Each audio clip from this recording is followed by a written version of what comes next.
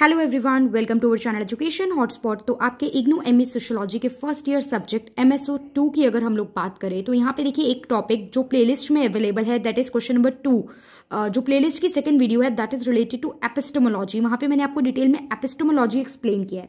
But क्या होता है, समटाइम जब किसी थिंकर के नाम से एग्जाम में क्वेश्चन आ जाता है ना, तो we tend to get confuse. हम कंफ्यूज हो जाते हैं और हमें लगता है कि हम क्वेश्चन अटेम्प्ट नहीं कर पाएंगे। तो देखिए एपिस्टेमोलॉजी का बेसिक कंसेप्ट एंड आइडियोलॉजी तो वही रहेगा जो उस क्वेश्चन में है, but in case the name is use कि जॉन लॉक के बेसिस पे एपिस्टेमोलॉजी का कंसेप्ट आपको एक्सप्लेन करने को आ गया, तो एक बार हम वर्ड बाय वर्ड इनका कुछ कंसेप्ट पढ़ लेते हैं जो इन्होंने बोला है रिलेटेड टू एपिस्टेमोलॉजी।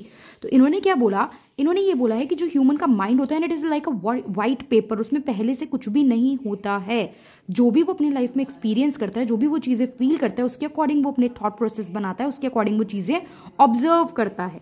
राइट, मतलब आपके माइंड में पहले से कुछ नहीं होता है। जो भी आप एक्सपीरियंस करोगे, लाइक आप स्कूल गए, आपने एक एक्सपीरियंस सेट करा related to school, right, college के रिगार्डिंग, रिलेटिव्स के रिगार्डिंग की रिलेटिव तो भाई परेशानी होती है तो पूछ रहे हैं, एग्जाम का रिजल्ट नहीं आया है इसलिए पूछ रहे हैं, मतलब something like that. I am just taking an example. तो आप अपने अपने एक्सपीरियंस से अपने क्या करते हो, एग्जाम्पल सेट करते हो। राइट, एक ये सारी चीज़ें रहती हैं। तो यही यहाँ पे जॉन लॉक ने बोला। इन्होंने 17th सेंचुरी में इसकी स्टडी करी। He argued that mind is white paper on which experiences leave their marks. Experiences mark छोड़ते हैं। एंड जो such empiricism denies that human have innate ideas, कि उनके पास प्रॉपरली पहले से ही फिक्स आइडियाज हैं, और that anything knowable without reference to experience, मतलब उनको कुछ भी पता है बिना किसी एक्सपीरियंस को रेफरेंस लिए। तो जो भी चीज़ें उनके माइंड में जाती हैं, जो भी थॉट प्रोसेस बनता है, that is based on the experience. According to the empiricist view, for any knowledge to be properly inferred or deduced, it is to be gained ultimately from one's sense-based experience. किसी भी knowledge, आपको कोई भी information knowledge मिल रही है तो वो क्या है, एक एक्सपीरियंस के बेस पे आपको मिल रही है। जैसे for example if I am teaching you something, तो मैं अपने एक्सपीरियंस, अपनी नॉलेज, अपने जो मैंने पढ़ा है उसके बेसिस पे आपको कुछ बता रही हूँ। आप सुन रहे हो, आप यहाँ पे समझ रहे हो, आप एक्सपीरियंस कर रहे हो, देन उसके बेसिस पे आप एक थॉट प्रोसेस सेट कर रहे हो। As a historical matter, philosophical empiricism is commonly contrasted with the philosophical school of thought known as rationalism. यहाँ पे एक वर्ड यूज करा गया, रेशनलिज्म। रेशनलिज्म का जनरल मतलब देखें तो रेशनलिज्म होता है कि regarding justification.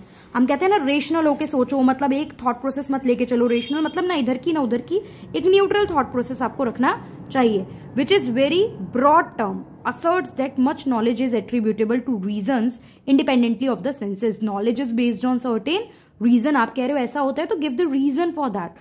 However, this contrast is today considered to be an extreme oversimplification of the issues involved. मतलब आपको क्या करना है, इश्यूज को, जो भी मैटर है, जो भी फैक्ट है, जो भी नॉलेज है, उसे सिंप्लीफाई करके बताना है। Right, because the main continental rationalists were also advocates of the empirical scientific method. Obvious बात है, because rationalism है तो ये explain कर रहे हैं, चीज़ों को justify कर रहे हैं, तो which is ये जो concept है ये scientific method से related है, because scientific method is also related to this, modernity is also related to this. Furthermore, John Locke for this part held that some knowledge could be arrived at through intuition and reasoning alone. कुछ चीज़ें intuition से या reasoning से, आपने question करा तब हो सकता है उसका आंसर ढूंढने की वजह से आपके माइंड में कुछ नॉलेज चली गई हो। Right, so this is the small topic जिसको आप एक्सप्लेन कर सकते हो, और बाकी तो पूरा एपिस्टेमोलॉजी का कंसेप्ट वही है जो वीडियो में अवेलेबल है। Meaning is same, everything you can write, but आप यहाँ पे जॉन लॉक का कंसेप्ट को लेके ये चीज़ भी एक्सप्लेन कर सकते हो। So that's all for this video. Thank you everyone.